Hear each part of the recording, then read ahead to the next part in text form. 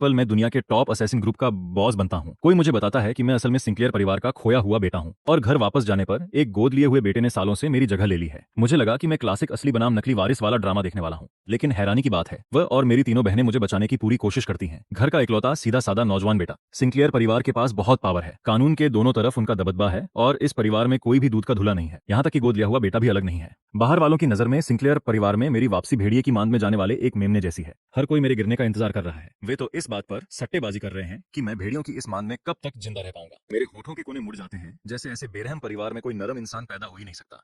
मैं सिंक्लेयर परिवार के लिए कोई इत्तेफाक नहीं हूँ। जिस पल मैं सिंक्लेयर एस्टेट लौटता हूँ और मेन हॉल में कदम रखता हूँ तो सबसे पहले मुझे रॉबर्ट और रोजालिंड दिखते हैं, मेरे माता पिता। हमारी नजरें मिलती हैं और हमारे बीच कुछ बेहद इमोशनल एहसास फैल जाता है। मैं एक शब्द नहीं बोलता, मैं बस वहीं खड़ा रहता हूँ, उन्हें घूरते हुए, जैसे मैं अपनी जगह पर जम गया हूँ। रोजालिंड की आंखें पहले नम होती हैं, वह धीरे धीरे मेरी तरफ बढ़ती हैं, सावधानी के साथ दूरी बनाए हुए, इस डर से कि कहीं मैं घबरा ना जाऊं। बेटा, मेरे प्यारे बेटे, मम्मी ने आखिरकार तुम्हारे घर आने का इंतजार पूरा कर लिया। उनकी आवाज इमोशन से भर जाती है। मैंने सिर से पैर तक साधारण कपड़े पहने हैं, लेकिन कुछ भी मेरे आकर्षक नैन नक्श को नहीं छुपा सकता। एक पैदाइशी दिलफेंक इंसान जैसी पर्सनैलिटी। मेरी बाईं आंख के नीचे वही आंसुओं वाला तिल है जो सिंक्लेयर परिवार की तीनों बहनों के पास है, लेकिन मेरा तिल ज्यादा चमकीला और गहरा लाल है। एक नजर में कोई भी कह सकता है कि मुझमें सिंक्लेयर परिवार का खून है, क्योंकि मैंने उनकी हर खूबी को पूरी तरह से पाया है। मॉम, मैं अपने सामने खड़ी उस खूबसूरत महिला को देखता हूँ और धीरे से उन्हें स्वीट कहकर बुलाता हूँ, थोड़ी घबराहट और शर्म के साथ। और मैं तुम्हारा डैड हूँ। अपने बेटे को इतना सीधा देखकर रॉबर्ट भी जल्दी से नजदीक आते हैं। एक आदमी जो आमतौर पर कभी जज्बात नहीं दिखाता, अब उनके चेहरे पर बेसब्री और उम्मीद साफ झलक रही है। डैड, मैं उतना ही प्यारा बना रहता हूँ। अच्छा बच्चा, घर में स्वागत है। शुक्रिया डैड, शुक्रिया मॉम। मैं अपनी नजरें उनके पीछे खड़े तीन लोगों की ओर घुमाता हूँ,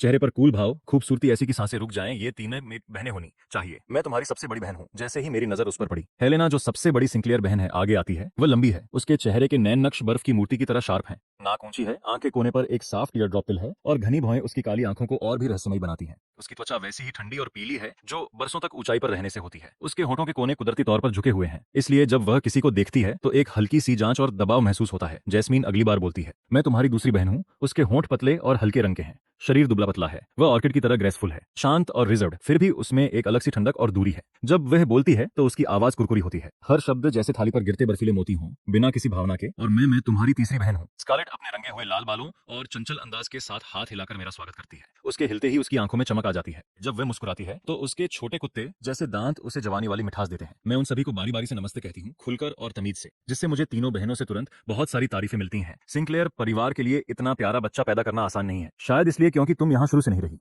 वरना वह गर्मजोशी वाला माहौल अचानक एक अनजाने पुरुष की आवाज से रुक जाता है। ओह, माफी चाहता हूँ, मुझे टाइम का अंदाजा नहीं रहा और मैं आपका स्वागत करने के लिए तुरंत नहीं आ पाया। प्यारे बड़े भाई, आप मुझे बुरा तो नहीं मानेंगे ना? मैं आवाज की तरफ देखती हूँ और एक रिफाइंड स्टाइलिश व्यक्ति को धीरे धीरे घुमावदार सीढ़ियों से उतरते हुए देखती हूँ। उसके चेहरे पर एक ऐसी मुस्कान है जो कभी उसकी आंखों तक नहीं पहुंचती। जैसे ही वह नजदीक आता है, मुझे उसका चेहरा साफ दिखाई देता है। भले ही वह असली सिंक्लेयर नहीं है, वह अभी भी बहुत हैंडसम आदमी है, हर हरकत में ग्रेस है, वाकई एक एलिट यंग मास्टर का आदर्श नमूना। तो यह जैस्पर है, सिंक्लेयर परिवार का गोद लिया हुआ बेटा जो मुझसे सिर्फ कुछ महीने छोटा है। हालांकि उसकी बातें माफी मांगने जैसी लगती हैं, पर ऐसा लगता है मानो वह मुझे मेरी जगह दिखाने की कोशिश कर रहा है।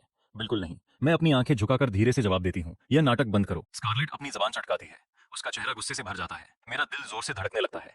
मुझे लगता है कि वह मुझसे बात कर रही है। क्या किताबों वाला वह अजीब सा असली बनाम नकली का झगड़ा शुरू हो गया है? बहनें उस छोटे भाई की ज्यादा परवाह करती हैं जिसे उन्होंने 10 साल से ज्यादा लाड़ प्यार किया है। भले ही वो उनका अपना खून न हो, पर रिश्ता तो है ही। वो उसे परेशान होते नहीं देख सकते और अपने आप उसी का साथ देंगे। बस ये सब थोड़ा जल्दी हो रहा है। मैंने अभी कुछ किया भी नहीं है, जबकि मैंने अपने अगले कदम की प्लानिंग अपने दिमाग में पहले ही कर ली थी। तभी मैं जैस्पर को चिल्लाते हुए सुनता हूँ, तुम्हें इससे कोई मतलब नहीं, तुम्हारी चिंता कौन कर रहा है, खुद को इतना जरूरी मत समझो। स्कारलेट के बोलने का अंदाज और भी बेताब हो जाता है। वह जैस्पर से बात कर रही है, मुझसे नहीं।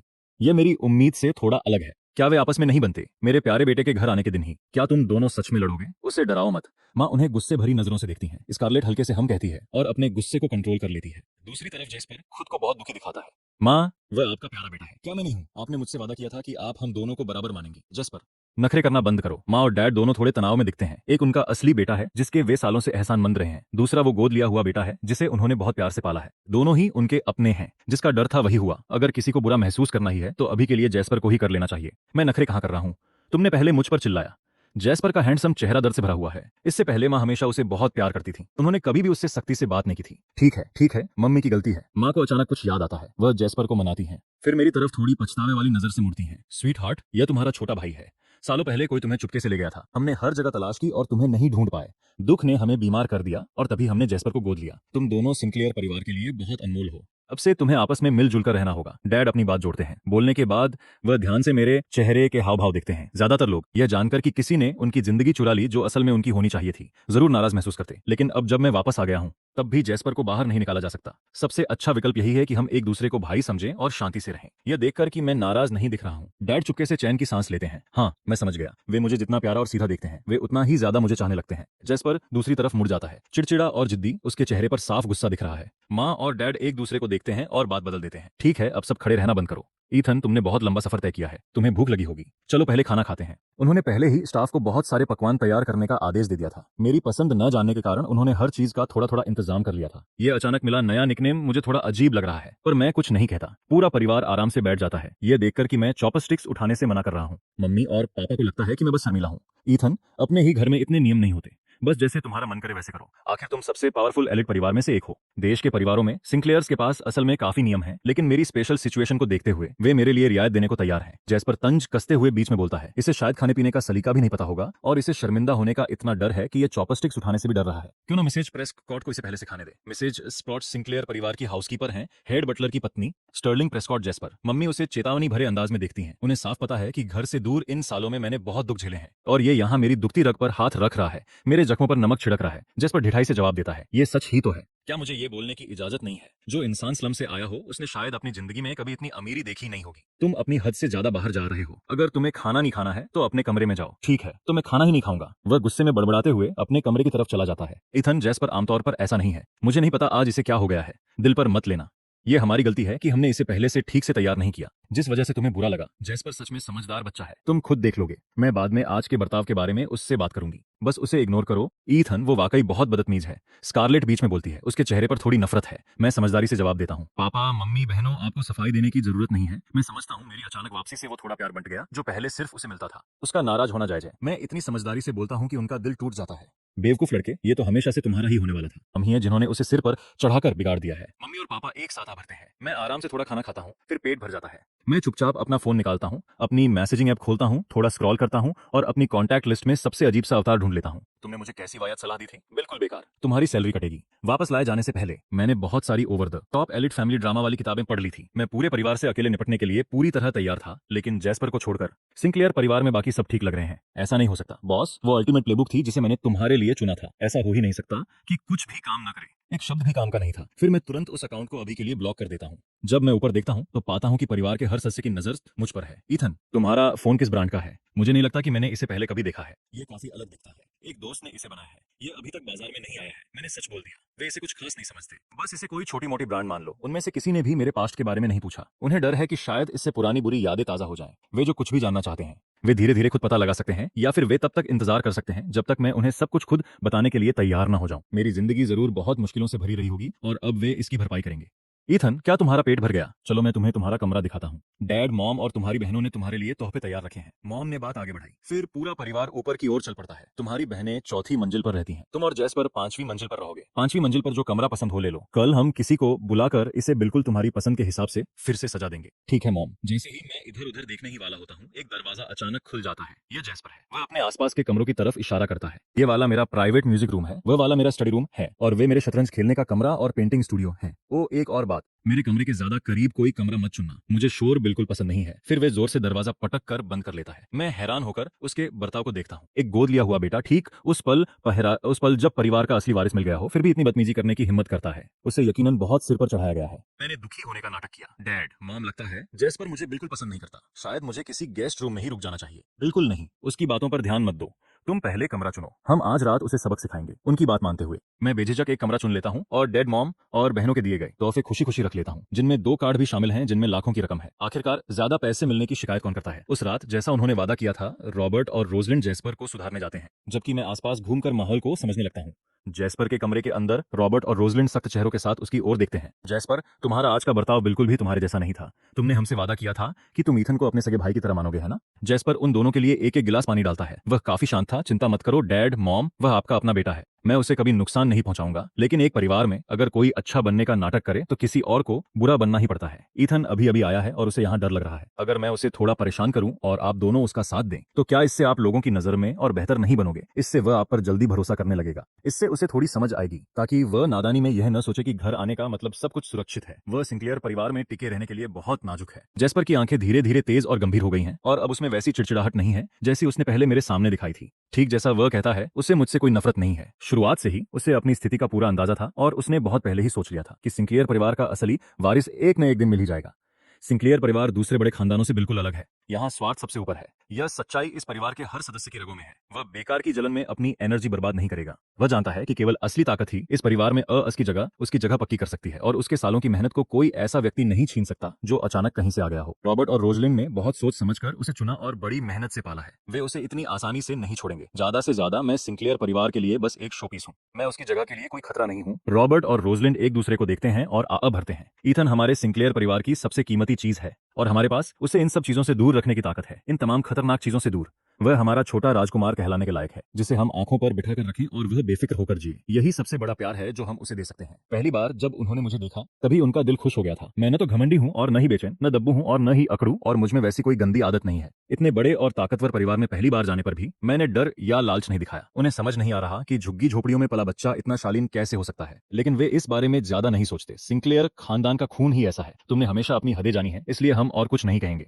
अगले दिन डैड, मॉम और तीनों बहनें जल्दी निकल जाते हैं। वे सभी ऐसे लोग हैं जिन्हें अपने काम से फुर्सत नहीं मिलती। कल मेरा स्वागत करने के लिए उन सबका पूरा एक दिन निकाल लेना वाकई बड़ी बात है और यह दिखाता है कि वे मुझे कितनी अहमियत देते हैं। इसलिए आज उन सबको अपना पेंडिंग काम निपटाना है। मेरे साथ घर पर रहने और मुझ पर नजर रखने की जिम्मेदारी जैस्पर को दी गई है। वे मुझसे माफी मांगते हुए इसकी वजह बताते हैं और कहते हैं कि मैं सिर्फ घर के मेन हिस्से में ही रहूं। किसी भी जरूरत के लिए मुझे जैस्पर या स्टर्लिंग को बुलाना चाहिए और फिर वे एक एक करके बाहर निकल जाते हैं। जैस्पर तो बिल्कुल भी खुश नहीं है और वह मुझे अच्छी तरह नहीं देख रहा। ऐसा लग रहा है जैसे उसे लग रहा है कि वह खाली बैठा है। उसके पास भी करने के लिए असली काम है।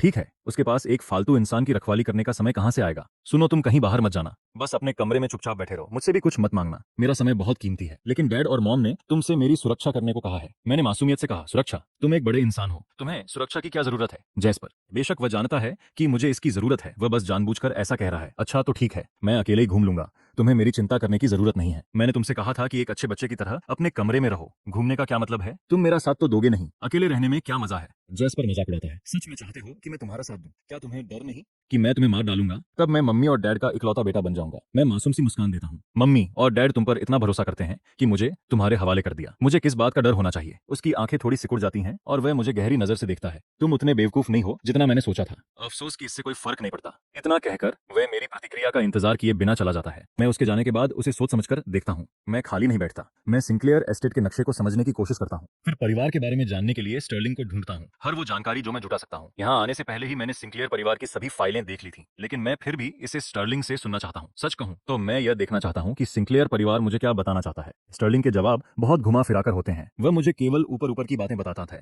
जो आप आसानी से ऑनलाइन सर्च कर सकते हैं। जब भी कोई मुश्किल सवाल आता है वह उसे टाल देता है या साफ साफ मुझसे कहता है, यंग मास्टर ईथन, ये ऐसी चीज नहीं है जिसके बारे में आपको अभी सोचना चाहिए।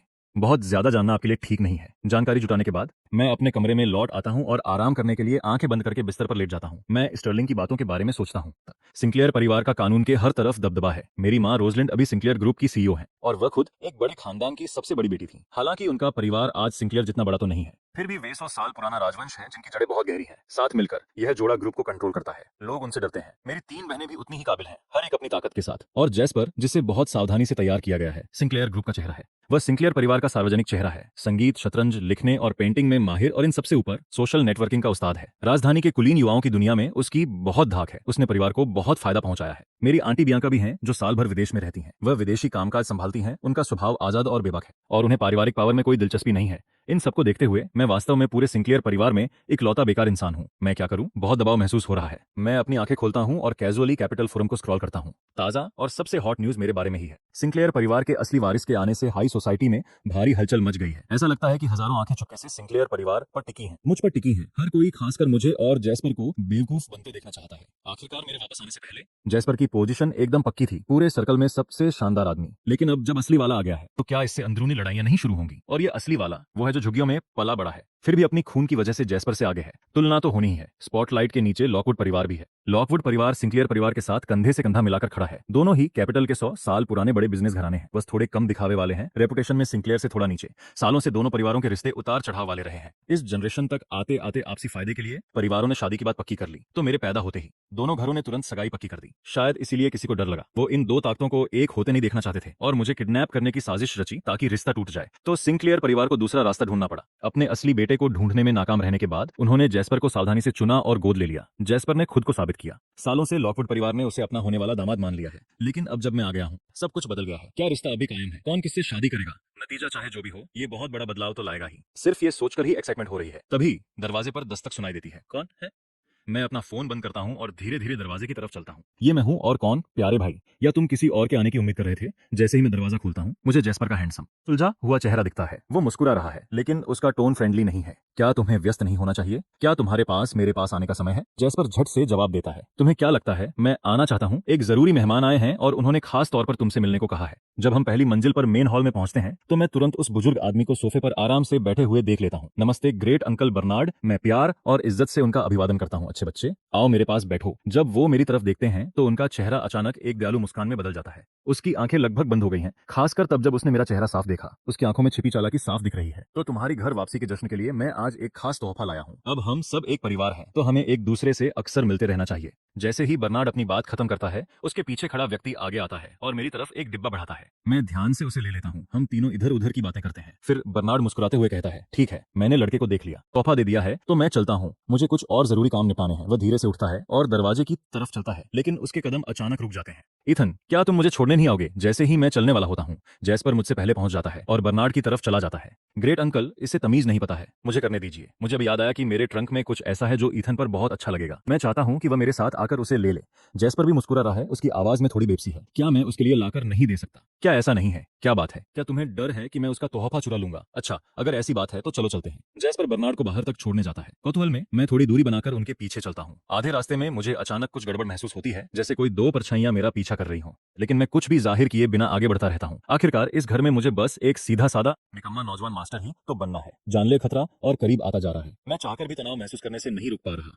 मैं साफ महसूस कर सकता हूँ कि कोई तेज हथियार मेरे सिर के पीछे आ रहा है। एन मौके पर मेरी दाईं ओर से एक लकड़ी का तख्ता अड़कर आता है, जो मेरी पीठ को छूते हुए गुजरता है, छिपे हुए हथियार को रोक देता है, फिर घूमकर मेरी बाईं ओर फूलों की क्यारी में जा गिरता है। मैं आवाज की तरफ मुड़ता हूँ और देखता हूँ कि एक बड़ा भेड़िया कुत्ता मेरे पीछे से दौड़ता हुआ निकला है। वह छलांग लगाकर फूलों की क्यारी में जाता है, अपने जबड़ों में वह तख्ता उठाता है और दूसरी तरफ भाग जाता है। उसका चेहरा काफी डरावना है और जिस तरफ वह गया है वहां एक साया भी शायद अभी अभी तेजी से गुजरा है। इससे पहले कि मैं कुछ समझ पाता, स्टर्लिंग अचानक मेरे सामने आ जाता है। उसके चेहरे पर माफी के भाव है। मुझे माफ करें यंग मास्टर ईथन, मैं बस रेक्स को ट्रेनिंग दे रहा था। मुझे नहीं पता था कि आप यहाँ हैं और गलती से आपको लगभग चोट पहुंचा दी। कृपया मुझे माफ करें रेक्स। वह भेड़िया कुत्ता अभी वाला। हाँ, स्टर्लिंग शांति से जवाब देता है, लेकिन अंदर ही अंदर वह थोड़ा हैरान है। यंग मास्टर ने रेक्स को देखकर जरा भी डर नहीं दिखाया। इसी राजधानी के बाकी किसी भी रईस यंग मास्टर के तो अब तक घुटने कांपने लगे होते। उसका आखिरी मानना यह है कि यह वाकई मास्टर और मैडम का अपना खून है। सब ठीक है। सच कहूं तो यह काफी दिलचस्प है। एक बटलर का इतनी जबरदस्त स्किल्स रखना वाकई में कोई आम बात नहीं है। तभी मुझे एक और अजीब सी आवाज सुनाई देती है, खास तौर पर किसी आदमी के दर्द से कराहने की तेज चीख जो कानों में चुभ रही है।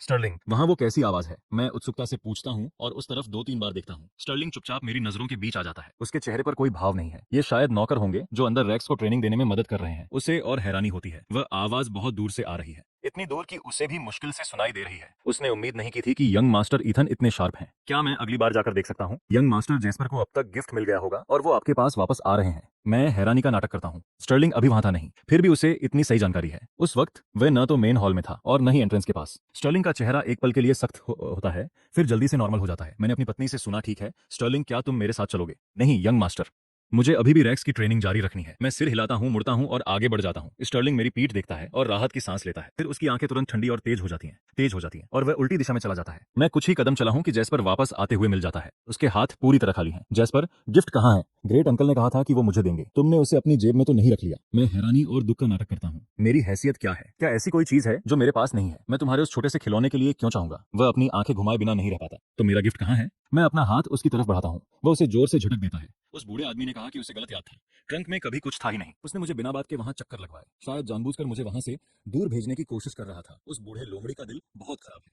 कोई नहीं जानता कि वह अगला कदम क्या उठाएगा। ये तो बहुत दुख की बात है। खैर, अगर और कुछ नहीं है तो अपने कमरे में वापस जाओ, बाहर घूमना बंद करो। अब जब उसने उस मुसीबत को विदा कर दिया है तो उसे अपने बाकी काम संभालने हैं। क्या यह मेरा घर नहीं है? तुम इसे बाहर क्यों कह रहे हो? क्या मैं टहल भी नहीं सकता? मैं शांति से पलटकर पूछता हूँ। अभी नहीं। जेस्पर कुछ ऐसा कहता है जो अजीब तरह से रहस्यमयी है। इस घर में अभी बहुत सारी जगहों को साफ नहीं किया गया है। वहाँ कीड़े, सांप, चूहे और तरह तरह के खतरनाक जीव हैं। मम्मी और पापा ने पहले ध्यान नहीं दिया, लेकिन अब जब तुम वापस आ गए हो तो कुछ चीजों को रहने नहीं दिया जा सकता। ठीक है, जैसा तुम कहो। मैं ऐसे सिर हिलाता हूँ जैसे मुझे आधा समझ आ गया हो और चुपचाप अपने कमरे में वापस आ जाता हूँ। बर्नार्ड पूरे रास्ते चेहरे पर उदासी लिए रहता है, खासकर जब वह अपने विला में पहुंचता है। उसके भरोसेमंद आदमी जमीन पर एक लाइन में घुटनों के बल बैठे हैं। आज की तीनों में से एक भी प्लानिंग कामयाब नहीं हुई और इस चक्कर में हमारे 2-3 आदमी मारे गए। बर्नार्ड अपनी मेज पर सीधे बैठ गया। हमारी पोल खुल गई है। अब से ईथन पर हाथ डालना बहुत मुश्किल होगा। काफी देर बाद वह बड़बड़ाता है। उसके गार्ड्स घुटनों के बल बैठे रहते हैं, उनके पैर सुन्न हो रहे हैं, पर किसी की बोलने की हिम्मत नहीं होती। उस जस्पर नाम के लड़के ने वाकई मुझे हैरान किया है।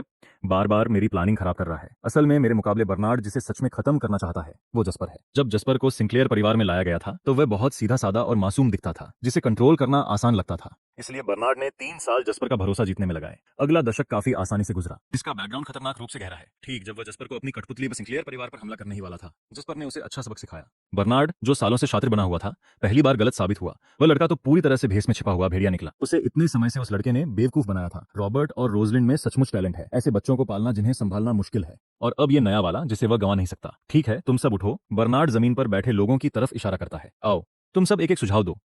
अब हमें क्या करना चाहिए? अगली बार कोई दबी आवाज में पूछता है, क्या हम सिर्फ यंग मास्टर ईथन को निशाना बना रहे हैं या यंग मास्टर जस्पर को भी? दोनों को, असली वारिस हो या नकली, किसी एक को तो गिरना ही होगा। उनके आपसी रिश्ते को देखते हुए उन्हें अलग करना मुश्किल नहीं होगा, खासकर ईथन जो जस्पर जितना चतुर नहीं है। डिनर पर रॉबर्ट और बाकी 4 लोग जो काम से अभी लौटे हैं, दिन भर क्या हुआ यह जस्पर से सुनने के बाद उन सबके चेहरे उतर जाते हैं। टेबल पर माहौल अचानक से भारी हो जाता है। लगता है अब से हमें हर वक्त किसी न किसी को उसके साथ रखना होगा। आज तो वो बूढ़ा हरामी था, कौन जानता है कि कल ईथन के आसपास किस तरह के नीच लोग मंडराएंगे। हम ऐसा नहीं कर सकते, हर पल उसके पीछे भी नहीं चल सकते। बस हमारे आदमियों को वापस बुला लो और उसकी सुरक्षा के लिए एक टीम लगा दो। जस्पर का चेहरा सबसे शांत है। ऐसे काम नहीं चलेगा। हमें उसे धीरे धीरे हमारी लाइफस्टाइल की रफ्तार के साथ ढलने देना होगा। मैंने दोपहर में थोड़ी देर आराम किया था, इसलिए नीचे आने में थोड़ी देर हो गई। डैड, मॉम, सिस्टर्स, जस्पर, देर के लिए माफी। आप सब किस बारे में बात कर रहे हैं? मैंने सबको हेलो बोला और अपनी जगह बैठ गया। मेरा बर्ताव साफ तौर कल जब मैं पहली बार आया था उससे काफी रिलैक्स्ड है। कुछ खास नहीं। क्या तुम घर में सही से सेटल हो रहे हो? बहुत अच्छे से। जस्पर भी मेरे साथ अच्छा है। इतना सुनते ही जस्पर ने ठंडी आह भरी और अपना सिर दूसरी तरफ घुमा लिया। मुझे देखने की कोशिश भी नहीं की।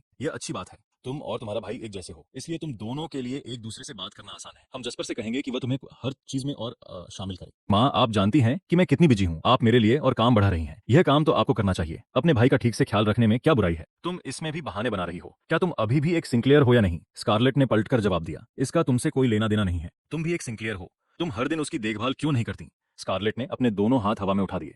लेकिन मैं एंटरटेनमेंट की दुनिया में काम करती हूँ। माँ और डैड से जाकर पूछो कि क्या वे चाहेंगे कि मैं अपने भाई को कैमरों के सामने घसीटती फिरूं। जैस्मीन ने अपना चश्मा ठीक किया। मैं सारा दिन अस्पताल और रिसर्च सेंटर के बीच बिताती हूँ। वह मेरे साथ हर जगह नहीं जा सकता। इससे उसकी सेहत पर असर पड़ेगा। हेलिना ने तुरंत बात आगे बढ़ाई। अगर ईथन चाहे तो मेरे साथ आ सकता है, लेकिन काम का प्रेशर बहुत ज्यादा है। यह उसके लिए मुश्किल होगा। रॉबर्ट, परिवार के मुखिया, आखिरकार बोले, बिल्कुल, ईथन का तुम्हारे साथ रहना सबसे अच्छा है। जब भी तुम्हारे पास समय हो उसे साथ ले जाओ और धीरे धीरे उसे अपने ग्रुप में शामिल करो और उससे कोई परेशान नहीं करना चाहिए। अपने भाई का ख्याल रखना, समझी? ठीक है, जैस्पर ने नमने ढंग से जवाब दिया। परिवार धीरे धीरे खाना शुरू करता है। खाना खाने के बीच में रोजालिंड ने धीरे से पूछा, तो वैसे ईथन, क्या तुम कभी विदेश में स्कूल गए हो? मैंने सिर हिलाया, फिर ना में सिर झुका दिया। मैंने कभी ठीक से पढ़ाई नहीं की और मैं कभी किसी असली स्कूल नहीं गया, लेकिन मेरे पास काफी टीचर थे। मेरी बेसिक पूरी होनी चाहिए। मेरे जवाब पर सिंक्लेयर परिवार ने एक दूसरे की तरफ देखा। रोजालिंड ने तुरंत बात आगे बढ़ाई, तो ईथन, क्या तुम राजधानी की सबसे बेहतरीन एकेडमी में जाना चाहोगे? वहाँ पढ़ाई का बोझ बहुत हल्का है। यह मुख्य रूप से मेलजोल और मौज मस्ती के लिए है। यह तुम पर है। अगर तुम नहीं जाना चाहते तो भी ठीक है। परिवार के लिए जैस्पर का होना ही काफी है। अगर उनका अपना बेटा बिना कुछ किए जिंदगी बिताना चाहता है तो यह पूरी तरह ठीक है। क्या जैस्पर भी उस एलिट एकेडमी में है? वह, उसका नाम बस लिस्ट में है। वह शायद ही कभी वहां जाता है। एकेडमी के पास अब उसे सिखाने के लिए कुछ नहीं बचा है। इसी पल जैस्पर ने ऊपर देखा। उसका लहजा हल्का था। मैं बस कभी कभार चीजें मैनेज करने के लिए वहां चला जाता हूँ। वे यंग मास्टर्स और यंग लेडीज वहां बहुत लड़ते हैं। उसके शब्द बस दिखावा थे। सिर्फ इसी से आप उनके बीच उसकी अहमियत का अंदाजा लगा सकते हैं। अगर जैस्पर नहीं जा रहा तो मैं भी नहीं जाऊंगा। मैंने अपना सिर हिलाया। जैस्पर, मुझे घूरने लगा क्या? तुम अभी अभी वापस आए हो और अभी से मुझसे मुकाबला कर रहे हो। ठीक है, ठीक है, तो ये तय हो गया। अगर ईथन नहीं जाना चाहता तो उसे जाने की जरूरत नहीं है। रोजालिंड ने अपना गला साफ किया और सीधे काम की बात पर आई। ईथन, एक और बात है। मैंने अपनी चॉपस्टिक्स नीचे रखी। क्या बात है माँ? यह लॉकवुड परिवार के साथ हमारे परिवार द्वारा 10 साल पहले किए गए एक शादी के समझौते के बारे में है। तुम दोनों अब सही उम्र के हो और इस सगाई को जल्द ही पूरा करने की जरूरत है। गठबंधन अभी भी तुम्हारी मर्जी पर निर्भर करता है। बेशक अगर तुम वाकई नहीं चाहते तो हम इसे कैंसिल करने का कोई तरीका ढूंढ सकते हैं। मैं दांव पर लगी चीजों को पूरी तरह समझती हूँ, लेकिन मैं अनजान बनने का नाटक करती हूँ। हाँ या ना कहने के बजाय मैं जैस्पर की तरफ देखती हूँ। जैस्पर, तुम्हें लॉकवुड परिवार की बेटी क्यों पसंद नहीं? जैस्पर एक हल्की सी आवाज निकालता है। मैं मेरा कोई खास शौक नहीं है। मैं बस पावर की तरफ बहुत खिंचा चला जाता हूँ। लॉकवुड परिवार की वो ट्रॉफी गर्ल, सच कहूं तो मैं उसे कुछ खास नहीं समझता। मैं अपनी एक भौं थोड़ी ऊपर उठाती हूँ। पावर की तरफ खिंचाव है ना, दिलचस्प है, लेकिन वो लॉकवुड परिवार की बड़ी बेटी को ट्रॉफी गर्ल कहता है, जो मेरे पास मौजूद जानकारी से बिल्कुल अलग है। सच में एक ट्रॉफी गर्ल नामुमकिन। तुम ऐसा क्यों कहते हो? जैस्पर हंसता है। हम लॉकवुड परिवार के मुखिया की 2 बेटियां हैं। बड़ी बेटी विवियन लॉकवुड है। लॉकवुड परिवार की इज्जत के लिए बड़े लोग उसे बड़ी तमीज से क्राउन प्रिंसेस कहकर बुलाते हैं, लेकिन पीठ पीछे उसके मजाक और शिकायतों की कोई कमी नहीं है और वो कभी निराश नहीं करती, क्योंकि वह राजधानी की मशहूर सिरफिरी और बिगड़ी हुई वारिस है। तुम यकीन नहीं करोगे कि वह क्या क्या करती है। 10 साल की नहीं करोगे कि उसने फैसला किया कि फैमिली जेट बहुत ज्यादा कॉर्पोरेट लगता है, इसलिए उसने स्ट्रीट आर्टिस्ट को बुलाकर पूरे प्लेन पर काले और सफेद रंग की खोपड़ियां बनवा दी, जिसकी वजह से लॉकवुड परिवार के मुखिया को एक बड़ी मीटिंग से पहले कमर्शियल फर्स्ट क्लास में सफर करना पड़ा। 15 साल की उम्र में उसे पैट्रिक हॉल में घुटनों के बल बैठने की सजा मिली। उसने वहां पुरानी मेज के सामने एनीमे फिगर्स की एक पूरी कतार लगा दी, ये कहते हुए कि यह पूर्वजों का मनोरंजन करने के लिए था, जिसका बैकग्राउंड खतरनाक रूप से गहरा है। 16 साल की उम्र में एक अनजान अकाउंट का इस्तेमाल करके उसने पोस्ट किया कि लॉकवुड रियल एस्टेट डूबने वाला है, जिससे शेयर गिर गए और दोनों परिवारों के बीच का गठबंधन लगभग टूट ही गया था। लॉकवुड परिवार के मुखिया ने उसके सारे अकाउंट फ्रीज कर दिए, तो उसने तुरंत पलटकर अपने ही परिवार के गंदे राज पॉकेट मनी के लिए अखबारों को बेच दिए।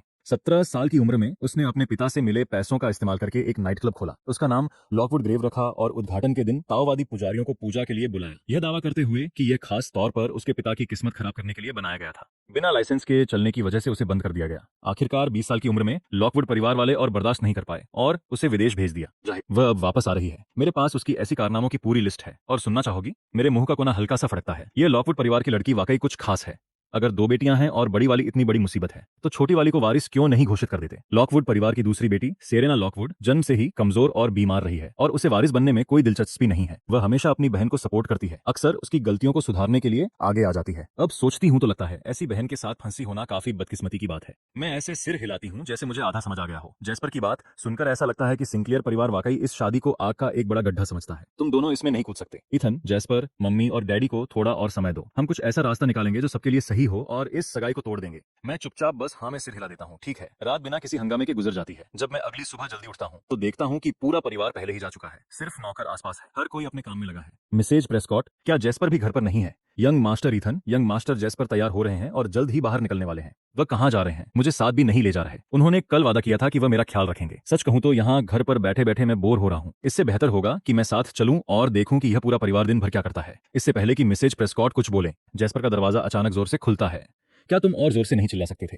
मैं तुम्हें अपने कमरे तक सुन सकता था। वह पूरी तरह तैयार और सेट होकर, शांत होकर मुझे देख रहा है। जहां मैं जा रहा हूं वह कोई आम जगह नहीं है। अगर तुम वाकई साथ आना चाहते हो तो ठीक है, लेकिन अगर तुमने वहां मुझे शर्मिंदा किया तो देख लेना। मिसेज प्रेस्कॉट, देखिए, जैस्पर मुझे नीचा दिखा रहा है। शायद मुझे डैडी, मम्मी और अपनी बहनों के पास जाना चाहिए। सच में जा रहा हूँ शिकायत करने। तुम्हारे इस बात करने के तरीके में क्या है? तुम ऐसे कह रहे हो जैसे मैं तुम्हें परेशान कर रहा हूँ। जैस्पर दरवाजे को हल्का सा लात मारता है, उसे और खोल देता है। फिर अपनी प्रोफेशनल टीम को मेरे लुक को ठीक करने के लिए बुलाता है। चलो भी, अगर वहां परेशान होने पर तुम रोए तो मेरे पास मत आना। वह मुड़ता है और एक सूट चुनने के लिए अपने वॉक इन क्लोजेट में चला जाता है। 1 घंटे बाद दोनों यंग मास्टर्स बाहर निकलते हैं।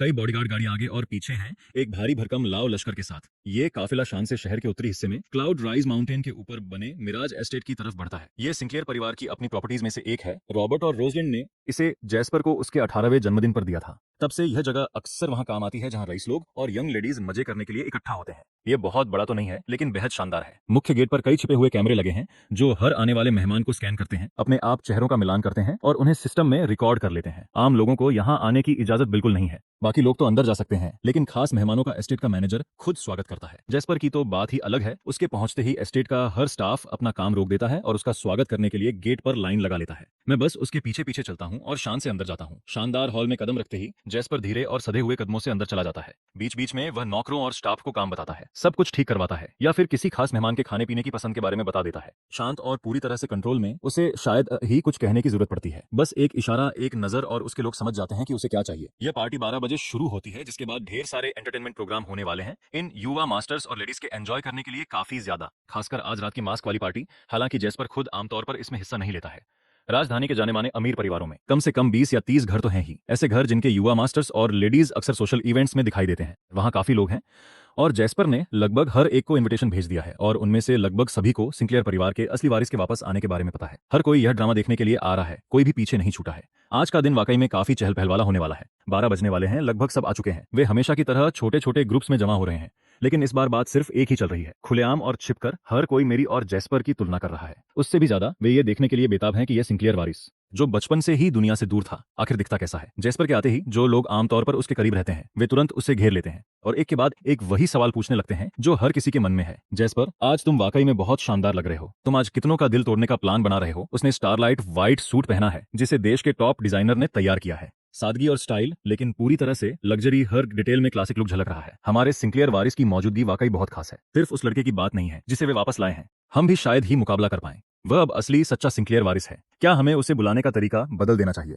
हाँ हाँ हाँ, क्या बदलना है? हमारे दिलों में सिर्फ जैस्पर ही असली वारिस है। वैसे जैस्पर, तुम्हारे परिवार का नया मेहमान यहाँ क्यों नहीं है? क्या उसे दुनिया दिखाने का इरादा नहीं है? उसे तुम्हारी शानदार मौजूदगी देखने दो। कुछ चीजें अब जब वह वापस आ गया है तब भी वह कभी छीन नहीं सकता। खैर जाने दो, वह बस हमारी महफिल का मजा खराब कर देगा। मैंने सुना है वह झुग्गियों से आया है। गली का कोई मामूली लड़का जो तुम्हारे बगल में खड़े होने के काबिल नहीं है। वहाँ मौजूद हर कोई बहुत चालाक है। कोई भी आसानी से समझ सकता है कि जैस्पर की मुझसे नहीं बनती, इसलिए उनकी बातें एक को बड़ा दिखाने और दूसरे को नीचा दिखाने के लिए है। कुछ न्यूट्रल लोग बस देख रहे हैं और इंतजार कर रहे हैं। और जैस्पर के स्टाइल को पसंद न करने वाले एक गरीब इंसान ने धीरे से ताने कसे। एक कंगाल आदमी भी असली ब्लड लाइन तो रखता ही है। कोई खुद को कितना भी सजा ले, वे उस लकीर को कभी पार नहीं कर सकते। जैस्पर भीड़ के बीच चुपचाप खड़ा है। उसके होठों पर हल्की सी मुस्कान है, उंगलियां सोने की डिजाइन वाले कप को थामे हुए हैं। न कोई जवाब, न कोई बहस। वो कैसा है ये आप सब जल्द ही देख लेंगे। एक ऐसी बात जिसे कोई समझ नहीं पा रहा। उसके बर्ताव ने वहां मौजूद हर किसी को और भी ज्यादा उत्सुक बना दिया है। जैसे ही दावत शुरू होने वाली होती है, जैस्पर एस्टेट मैनेजर को मुझे लाने को कहता है। हर कोई इसी पल का इंतजार कर रहा है। दावत शुरू करने की किसी को जल्दी नहीं है। वे सब बार बार दरवाजे की तरफ देख रहे हैं। इन अमीर घरानों के वारिसों को अलग अलग बैठे देखना, उनकी मौजूदगी ही कितनी भारी लग रही है। और जब वे सब मिलकर एक इंसान को परखेंगे तो कोई भी आम आदमी अपना आपा खो देगा। शायद घबराहट में उसके पैर कांपने लगेंगे। और वहां जैस्पर है जो आराम से बैठा है। एक राजा जैसा अंदाज पूरी तरह से झलक रहा है।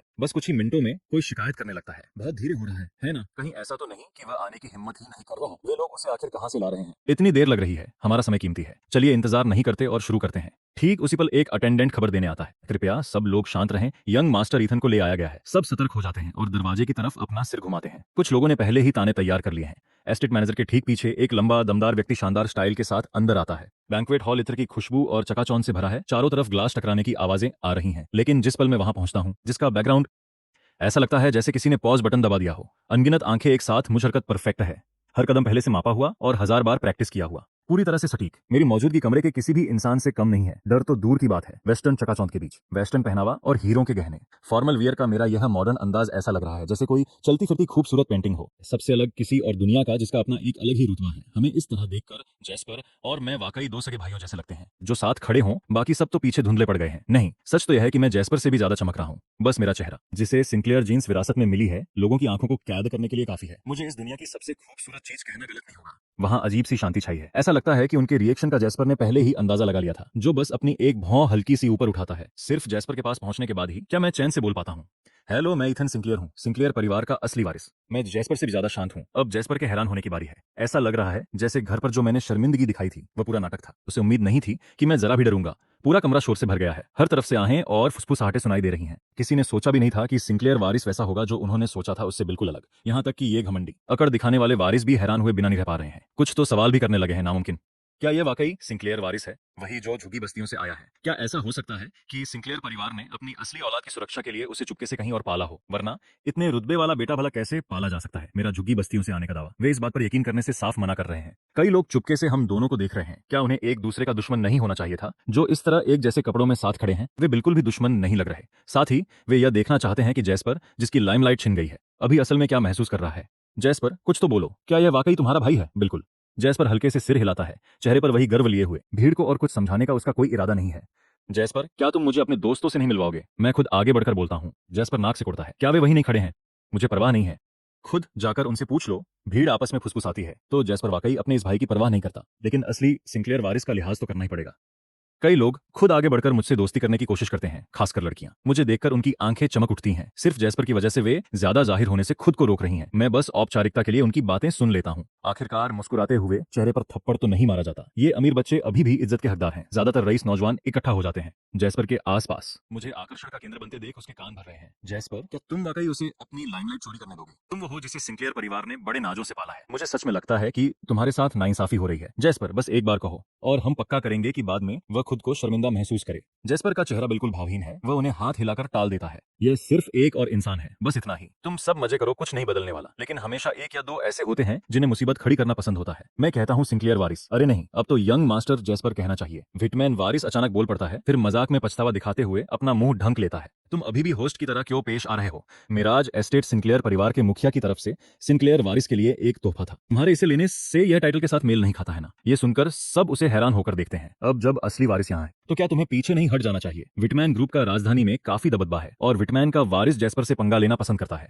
अब जब उसे मौका मिल गया है तो वह इसे हाथ से नहीं जाने देगा। यह क्या बकवास कर रहे हो? मिराज एस्टेट पर जैस्पर का नाम लिखा है। यह बरसों से उसका है। अब इस बात को उठाने का क्या मतलब है? यह तुम्हारे या मेरे तय करने की बात नहीं है। जैस्पर के कुछ दोस्त उसकी तरफ से बोलते हैं, जबकि जैस्पर खुद बिल्कुल शांत रहता है। अगर मेरा भाई इसे संभाल सकता है तो मुझे एस्टेट छोड़ने में कोई दिक्कत नहीं है। उसके शब्दों में काफी तंज और मजाक है। वहां मौजूद हर कोई हंसे बिना नहीं रह पाता, भले ही इसे तुम्हें दे भी दिया जाए। तुम इसके बारे में कुछ नहीं जानते। क्या तुम इसे चला भी पाओगे?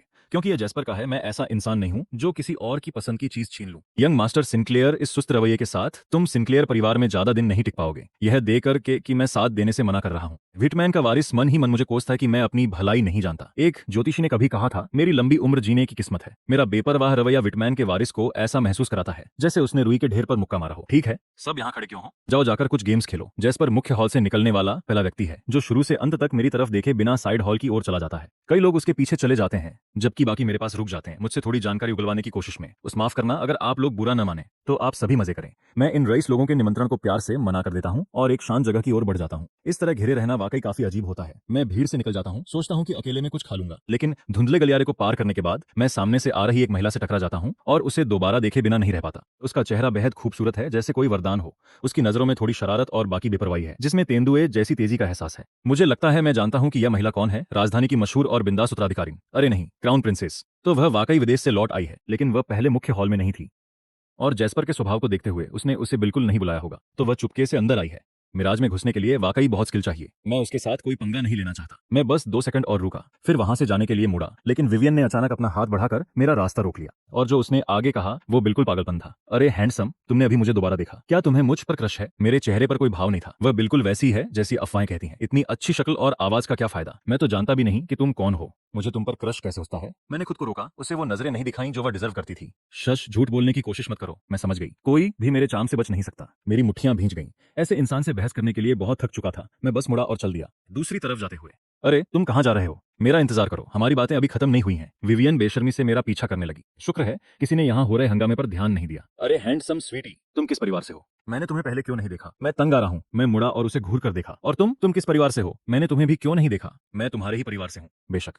क्या तुम भूल गए? ढंग से बात करो। तुम असल में कहाँ से टपक पड़ी हो? जब पार्टी शुरू हुई तब तो तुम यहाँ नहीं थी। विवियन ने लाचारी का नाटक किया और अपने हाथ फैला दिए। उसकी आवाज गंभीर हो गई। ठीक है, मैं सच बता देती हूँ। मैं असल में एक एस्कॉर्ट मॉडल हूँ जिसे जैस्पर ने मेहमानों का मनोरंजन करने के लिए बुलाया है। मैं अपनी ही लार में दम घुटते घुटते बचा। इस लड़की को वाकई कोई परवाह नहीं है, अपनी इज्जत की जरा सी भी फिक्र नहीं। उसने वाकई ऐसी बात जोर से कह दी और जैस्पर का अपनी साख दांव पर लगाकर एस्कॉर्ट मॉडल को बुलाना, क्या उससे डर नहीं है कि वह उसे जान से मार डालेगा? कोई हैरानी नहीं कि जैस्पर विवियन को कुछ नहीं समझता। क्या तुम्हें मेरा यकीन नहीं है? विवियन अचानक और करीब आ गई। अगर तुम्हें यकीन नहीं है तो तुम खुद मुझे ट्राई करके देख सकते हो। दफा हो जाओ, मेरी बर्दाश्त की हद हो गई है। मैंने उसे धक्का देने की कोशिश की लेकिन वह बच निकली। इतने हैंडसम लोग इतने पत्थर दिल क्यों होते हैं? इतने। तुम और किसके बारे में बात कर रही हो? मैंने मुख्य बात पकड़ ली। मशहूर यंग मास्टर जैस्पर। जाहिर है कि वह बेहद खूंखार है। ओह, ऐसा क्यों? विवियन ने फिर से करीब आने का मौका लिया और फुसफुसाया। मेरे लिए, क्योंकि मैंने उसे अपनी आंखों से किसी का खून करते देखा था। उसके तरीके बहुत भयानक थे। सच में। मेरे होठों के कोने पर एक हल्की मुस्कान आ गई। क्या तुम्हें अभी भी मेरा यकीन नहीं है? मैं इसके बारे में कुछ नहीं कर सकता। मैंने उस वक्त उसे रिकॉर्ड करने की हिम्मत नहीं की, तो उसने तुम्हें यहाँ बुलाया और तुम फिर भी आने के लिए मान गई। क्या तुम्हें डर नहीं है कि वह तुम्हारा मुंह बंद करवा देगा? कुछ कर नहीं सकती। उसने बहुत ज्यादा पैसे ऑफर किए थे, अब अपने नाटक में पूरी तरह लगी हुई है ना? तो जाकर अपने यंग मास्टर जैस्पर को ढूंढो। मुझे परेशान करना बंद करो। नहीं नहीं नहीं, मैं उस जैसे इंसान को चुनने की हिम्मत नहीं करूंगी। जो भी उससे शादी करेगा वह बर्बाद हो जाएगा। विवियन ये डरावनी बातें कहती है पर उसके चेहरे पर हंसी है। मैं भी उसके साथ मुस्कुरा देता हूँ, फिर अपना हाथ उठाकर इशारा करता हूँ उसके पीछे खड़े पत्थर जैसे चेहरे वाले शख्स की तरफ। वो तुम्हारे बिल्कुल पीछे है। क्या? विवियन पूरी तरह से चौंक जाती है। अचानक जैस्पर के ठंडे चेहरे को देखकर वो तुरंत मेरे पीछे छिपने के लिए दौड़ पड़ती है। तुमने तो मेरी जान ही निकाल दी थी स्वीटी। तुम सिर्फ हैंडसम ही नहीं, दयालु भी हो, वरना मेरी जिंदगी तो पक्का खत्म हो जाती। मैं उससे दूर हट जाता हूँ। मैं इस इंसान को नहीं जानता। उसने ये सब खुद कहा है, यहाँ तक कि खुद को तुम्हारे द्वारा हायर की गई एस्कॉर्ट मॉडल भी बताया। विवियन अपनी आंखें बड़ी कर लेती है और मुझे हैरानी से घूरने लगती है। तुम मुझे इतनी जल्दी कैसे बेच सकते हो? ओ, अगली बार मैं थोड़ा इंतजार कर लूंगा। जैस्पर की नजरें हम दोनों के बीच इधर उधर घूम रही हैं। उसका मिजाज और भी ठंडा होता जा रहा है। लॉकवुड परिवार की जानी मानी युवा महिला को एस्कॉर्ट मॉडल के तौर पर हायर कर पाना, ये वाकई मेरे लिए से सम्मान की बात है। तभी मजा लेने के लिए भीड़ वहां जमा हो जाती है और उस चौंकाने वाले बयान को सुनकर पूरी तरह हैरान रह जाती है। पूरा कमरा शोर से भर जाता है। अरे बाप रे, क्या मैंने सही सुना? लॉकवुड की युवा महिला यहाँ है? क्या वो सालों से विदेश में नहीं थी? बिल्कुल, वो पहले भी यहाँ नहीं थी। Escort model? ऐसा हो ही नहीं सकता। शायद हम बहुत दूर हैं और हमें गलत सुनाई दे रहा है। क्या ये मुमकिन है, उसके बर्ताव को देखते हुए, कि उसने सच में ऐसा किया हो? तो क्या हम भी एक रिक्वेस्ट कर सकते हैं? क्या तुमने बहुत सारे जंगली मशरूम खा लिए हैं जिससे तुम्हें वहम हो रहा है? हमारे लिए इसमें कोई मतलब नहीं है। ज्यादा से ज्यादा सिर्फ सिंक्लेयर वारिस और जैस्पर को ही एक मिल सकती है। ये कैसा ड्रामा है? कमाल है। क्या मेरे आने से पहले भी कुछ पागलपन हुआ था? सब लोग गपशप कर रहे हैं और इस जगह को बाजार बना दिया है। मैं जितना ज्यादा सुनता हूँ उतना ही चुप होता जाता हूँ। सब लोग चुप हो जाओ, जैस्पर बोलता है। उसकी आवाज में एक डरावना रुतबा है। फिर वो विवियन की तरफ देखता है। उसकी नजरों में साफ नफरत है। मिस लॉकवुड, तुम बिना बुलाए यहाँ आई हो। इस बार मैं जाने देता हूँ, लेकिन मुझे उम्मीद है कि तुम ईथन और सिंक्लेयर परिवार के हर किसी से दूर रहोगी। मुझे एक मतलब भरी नजर डालता है। ऐसा नहीं चलेगा। क्या हमारे दोनों परिवारों के बीच सगाई नहीं हुई है? शादी के कॉन्ट्रैक्ट को पूरा करने का दिन नजदीक आ रहा है। विवियन ये बात बोल देती है और जानबूझकर जैस्पर को उकसाती है। अमीर घर के बच्चे और भी ज्यादा उत्साहित हो जाते हैं। हर कोई इस ड्रामे को करीब से देखने के लिए तैयार है। जैस्पर अपनी भौहें सिकुड़ता है और उसे घूरता है। क्या तुम शुरू से ही इस सगाई का विरोध करने वाली बागी नहीं थी? तुम तो इससे बचने के लिए देश छोड़कर भी भाग गई थी। उसे ये बात हमेशा से पता थी और ये उसे ठीक भी लग रहा था, क्योंकि उसका किसी ट्रॉफी गर्ल से शादी करने का कोई इरादा नहीं था। लेकिन विवियन अचानक अब अपना मन क्यों बदल रही है? बेशक मैं तुमसे शादी नहीं करना चाहती। ये इसलिए है क्योंकि मैंने सुना कि असली सिंक्लियर वारिस वापस आ गए हैं। मैं यहाँ अपने होने वाले पति को देखने आई हूँ। जैस्पर की मुट्ठियां भिंच जाती हैं, लेकिन वह खुद को रोक लेता है। तो तुमने अब उसे देख लिया, तुम्हारा क्या कहना है? विवियन मुस्कुराती है और मेरे करीब आ जाती है। पहली ही नजर में देखते ही मुझे उससे प्यार हो गया। वहाँ मौजूद हर कोई उसके लिए शर्मिंदा है, लेकिन वे इस तमाशे को देखने के लिए और भी ज्यादा एक्साइटेड हैं। तुम पहले से जानती थी कि वे कौन है? मैं साथ में पूछता हूँ, है ना? मैंने तुम्हें अपनी पहचान कभी नहीं बताई थी। तुमने मुझे पहली ही नजर में कैसे पहचान लिया? मेरी जानकारी, खासकर मेरी तस्वीरें कभी भी बाहर नहीं आई हैं। तुमने अभी उसे छोटा भाई कहा। यह अंदाजा लगाना मुश्किल नहीं था। नहीं, तुम शुरू से ही सब जानती थी। बहुत बड़ी साजिश। मेरी सिक्स सेंस बहुत तेज है। यह लड़की पक्का मुझे टारगेट करके यहाँ आई थी। विवियन मुझे झुककर सलाम करती है। शुक्रिया होने वाले पतिदेव, मुझे इतना जीनियस समझने के लिए। मुझे इतने लंबे समय में पहली बार ऐसा लगा है कि मेरे पास बोलने के लिए कुछ नहीं है। लंबे समय बाद और मौत को दावत देती विवियन विवियन मुड़कर जैस्पर से बात करती है। यंग मास्टर जैस्पर, मिस्टर सिंक्ले साथ मेरी शादी पर आपको कोई प्रॉब्लम नहीं होगी, है ना? जैस्पर के चेहरे पर मुस्कान आ जाती है जो और भी चौड़ी होती जा रही है। बेशक नहीं। फिर वह तुरंत अपना बर्ताव बदल लेता है। कोई इस चीज को बाहर फेंको। मैं उसके बगल में सिर हिलाकर सहमति देता हूँ। बहुत बढ़िया। अरे तुम ऐसे क्यों हो? इससे पहले कि वह अपनी बात पूरी कर सके, मिराज के गार्ड्स उसे घसीटकर बाहर ले जाते हैं। खैर, क्राउन प्रिंस के कलेक्शन में एक और मजाक का पात्र जुड़ गया। बाकी वारिस एक दूसरे की ओर देखते हैं। मिराज के गेट पर चुपके से अपनी हंसी दबा रहे हैं। विवियन स्टाफ काफी समय से इंतजार कर रहा था। अपनी यंग लेडी को बाहर फेंका जाता देख उन्हें बिल्कुल भी हैरानी नहीं हुई, बल्कि वे राहत महसूस कर रहे हैं। मिस विवियन ने वास्तव में विदेश में 3 साल की पढ़ाई के बाद सुधार किया है। इस बार उसने अंदर पूरे 10 मिनट का समय बिताया। हाँ, मिस विवियन बहुत कमाल की हैं। विवियन आगे बढ़ती है और उनमें से हर एक को एक एक लात मारती है। अगर तुम्हें तारीफ करनी नहीं आती तो जबरदस्ती मत करो, दफा हो जाओ। मिराज के अंदर अजीब सी स्थिति है। हर कोई मुझे और जैस्पर को अजीब नजरों से देख रहा है। अपने ही भाई की मंगेतर को छीनना कितनी बेशर्मी है। उस हैंडसम चेहरे की बर्बादी। बिल्कुल कोई मुंहफट और नासमझ व्यक्ति बचाव के लिए आगे आता है। जैस्पर, उनकी नजरों में जैस्पर और विवियन की जोड़ी स्वर्ग की बनी है। अभी वापस आए हो और पहले ही यह सब छीनने और लड़ने में लग गए। तुम्हारी किस आंख ने मुझे विवियन को छीनने की कोशिश करते देखा?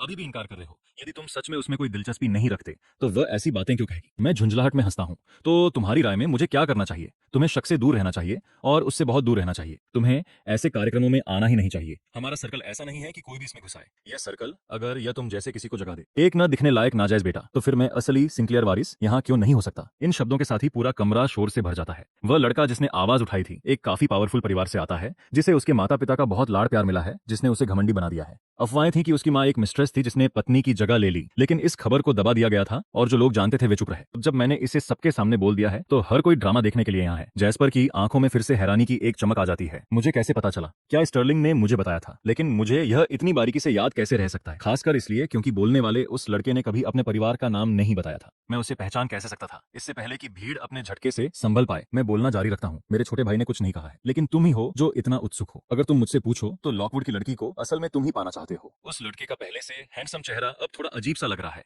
वह अपना हाथ उठाकर मेरी तरफ इशारा करता है। तुम बकवास कर रहे हो। सिंक्लियर परिवार ने तुम जैसा कुछ कैसे पैदा कर दिया? ओ रुको, तुम झुग्गी झोपड़ियों से आए हो। शायद तुम सिर्फ एक नाजायज औलाद हो और तुम मेरी पहचान पर सवाल उठाने की हिम्मत करते हो। यहाँ आओ।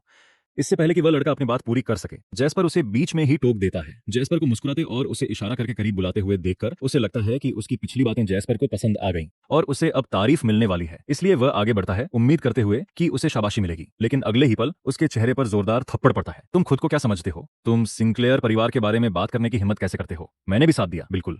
वह लड़का हैरान है। वहां मौजूद ज्यादातर लोग भी हैरान हैं, क्योंकि पब्लिक में जैस्पर हमेशा शांत रहता है। वह दूसरों के सामने शायद ही कभी अपना आपा खोता है, खासकर इस बार मेरे लिए तो बिल्कुल नहीं। क्यों? वे समझ नहीं पा रहे।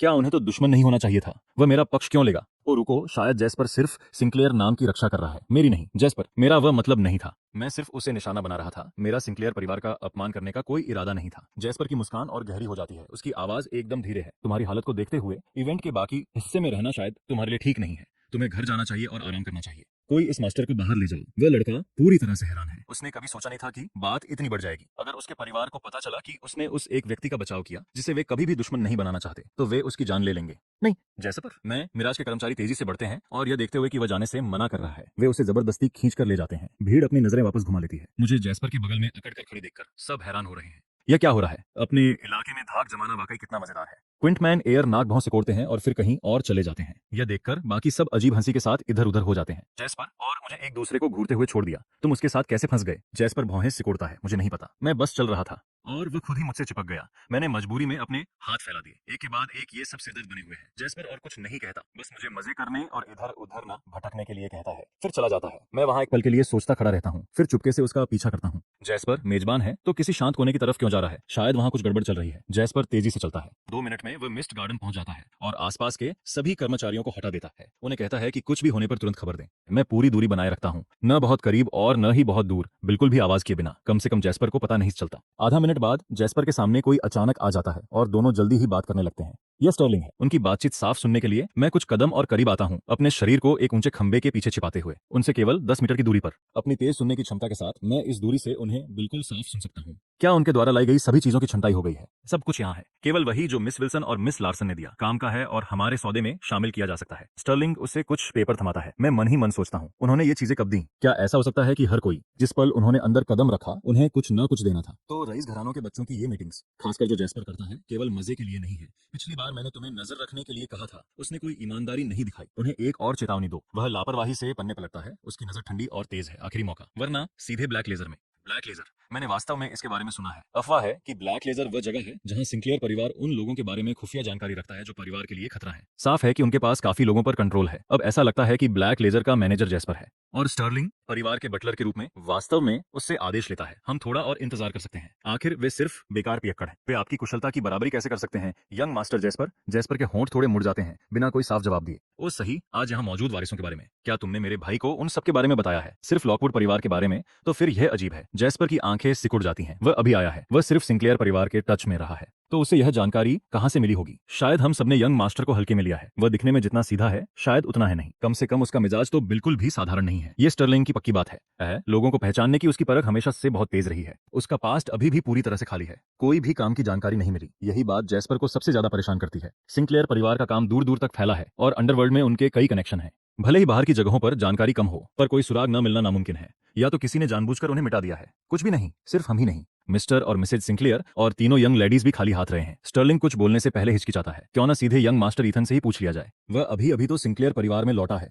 वह शायद हम पर भरोसा न करे। इसके अलावा मम्मी, पापा और मेरी बहनें मुख्य रूप से उसकी पुरानी बुरी यादों को याद दिलाने से डरती हैं। रहने दो, इस मामले को अभी के लिए यहीं छोड़ दो। अंधेरे में छिपकर मैं एक भौं सिकोड़ता हूँ। मेरी जांच करना चाहते हो? सिंक्लेयर परिवार के पास शायद घर में बहुत ताकत हो, लेकिन बाहर की दुनिया में वे अभी भी पीछे हैं। मैं उस दिन का इंतजार कर रहा हूँ जब वे सच्चाई का पता लगा लेंगे, यह देखने के लिए कि मेरे परिवार के पास असल में कितने ट्रम्प कार्ड हैं। इतनी जानकारी काफी नहीं है। स्टर्लिंग, अपने लोगों को नजर रखने के लिए कहो। अगर आज उन्होंने और जानकारी नहीं दी तो वे मिराज के गेट से बाहर नहीं जा पाएंगे। जहां तक उन 2 लोगों की बात है जिन्हें पहले बाहर निकाला गया था, उन्हें लकी समझो। उनकी बातचीत खत्म होते देख मैं वहां से निकल जाता हूँ और भीड़ के बीच में चला जाता हूँ। हर कोई मेरे बारे में सवाल पूछ रहा है, खुलेआम और छिपकर मेरे प्रति मेरे परिवार का बर्ताव रख रहा है। जब जैस्पर वहां पहुंचता है तो वह यही देखता है। जब उसकी नजरें मुझसे मिलती हैं तो वह एक और ठंडी भरता है और कहीं और मौज मस्ती करने चला जाता है। लेकिन एक कोने में नजरों से दूर वह मिराज के मैनेजर से किसी बारे में बात कर रहा है। यंग मास्टर जैस्पर, क्या आज रात की पार्टी प्लान के अनुसार हो रही है? हाँ, लेकिन इस बार यंग मास्टर ईथन वहां मौजूद हैं तो आसपास बहुत सारी नजरें होंगी। हम शायद उसकी सुरक्षा की तुरंत गारंटी न ले पाएं। और मिस लॉकवुड के साथ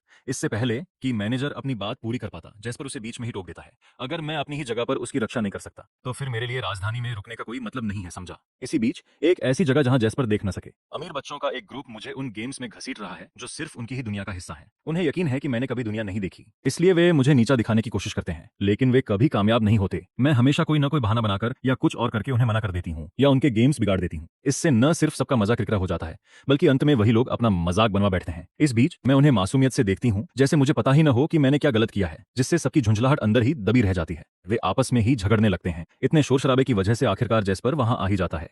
वह शायद ही कभी परेशान होता है, लेकिन इस बार वह चिढ़ा हुआ है। क्या हो रहा है? मैं बस एक पल के लिए क्या गया, तुम लोग तो सच में इसे तंग करने लगे। इससे पहले कि कोई और कुछ बोल पाए मैं भागकर उसके पास पहुंच जाती हूँ। जैस्पर, तुम आखिरकार आ गए। ये लोग मुझे परेशान कर रहे थे कि मुझे कुछ नहीं आता। हम अपना आखिरी गेम भी पूरा नहीं कर पाए। मैंने नखरे दिखाते हुए इल्जाम उन्हीं पर डाल दिया। जैस्पर मेरी तरफ देखता है और फिर भीड़ की तरफ मुड़ता है। अगर तुम लोग खेलना नहीं चाहते तो कोई नहीं खेलेगा। मेन बैंक्वेट हॉल में जाकर बैठो, मुझे तुमसे कुछ बातें करनी है। भीड़ बहुत गुस्से में है पर वे कुछ नहीं कर सकते। वे भला कैसे समझाते कि उनकी पहले की हरकत का मकसद असल में मुझे निशाना बनाना नहीं था। जैस्पर इतनी आसानी से बेवकूफ नहीं बनता, लेकिन उन्हें यह समझ आ गया कि जैस्पर मेरा साथ दे रहा है, और भले ही उन्हें समझ न आए कि क्यों, पर वे इसके खिलाफ कुछ नहीं कर सकते। उसके बाद जैस्पर मुझे अपने काम में शामिल नहीं करता और मुझे कहीं और इंतजार करने के लिए भेज देता है, शाम की मास्करेड बॉल तक। अब तक भीड़ का सारा मजा खत्म हो चुका है, खासकर जैस्पर की डांट सुनने के बाद, और चूंकि वे पहले भी ऐसा कुछ बार कर चुके हैं तो अब इसमें कुछ भी नया नहीं बचा। दूसरी तरफ मैं काफी एक्साइटेड हूँ, क्योंकि मुझे लगता है कि मैंने फिर से किसी खास को देख लिया है। मैं लापरवाही से एक काले और सफेद पंखों वाला मास्क उठा लेती हूँ। जब बॉल शुरू होती है और सब नाचने लगते हैं तो मैं धीरे से संगीत के साथ डांस फ्लोर पर आ जाती हूँ।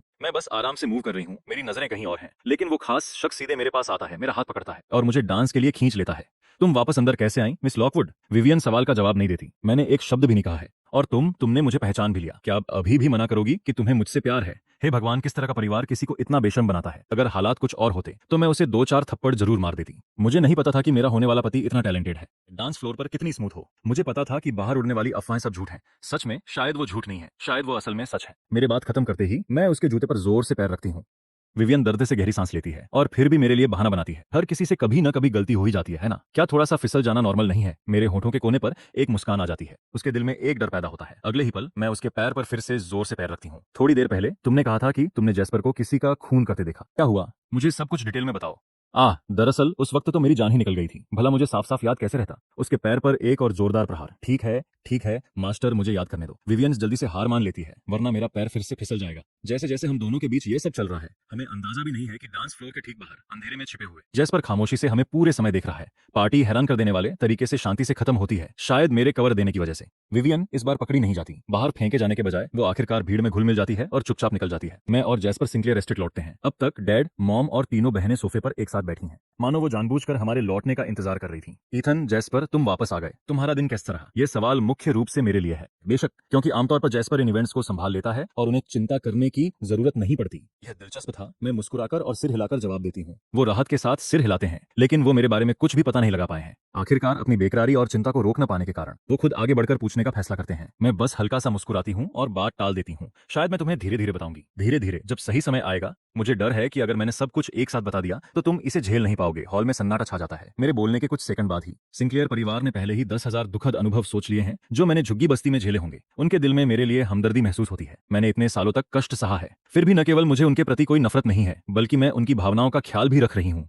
डर है कि उन्हें बुरा न लगे, चिंता है कि वो इसे झेल नहीं पाएंगे। कितनी प्यारी बच्ची है। उनकी आंखों में आंसू आ जाते हैं। कुछ और परवाह भरे शब्दों के बाद वो मुझे पहले आराम करने के लिए मेरे कमरे में जाने देते हैं। फिर वो सब जैस्पर की तरफ मुड़ते हैं, आज की पार्टी के बारे में मेरा विवरण फिर से कंफर्म करने के लिए। जैस्पर थोड़े तीखे अंदाज में बोलता है, भाई ईथन ने आपको पूरी सच्चाई नहीं बताई। वो कैसे? ऐसा लगता है कि मेरे भाई और वो लॉकवुड लड़की काफी अच्छे दोस्त बन गए हैं। वे आज रात बॉल में एक साथ नाच रहे थे और उसने तुम्हें इस बारे में कुछ नहीं बताया। वो लॉकवुड लड़की वापस आ गई है और तुम्हारे इलाके में भी घुस आई। तुमने उसे रोका क्यों नहीं? वो 3 साल विदेश में रही और उसने कुछ तरकीबें सीख ली हैं। मैं उसे वक्त रहते रोकने के लिए इतना तेज नहीं था। वो वाकई थोड़ा परेशान है कि वो उसके पास से निकल जाने में कामयाब रही। फिर भी तुम्हें उसे अपने भाई के करीब नहीं आने देना चाहिए था। इथन बहुत भोला है। वो बिल्कुल ऐसा ही है जिसका दिल ऐसी लड़की चुरा ले।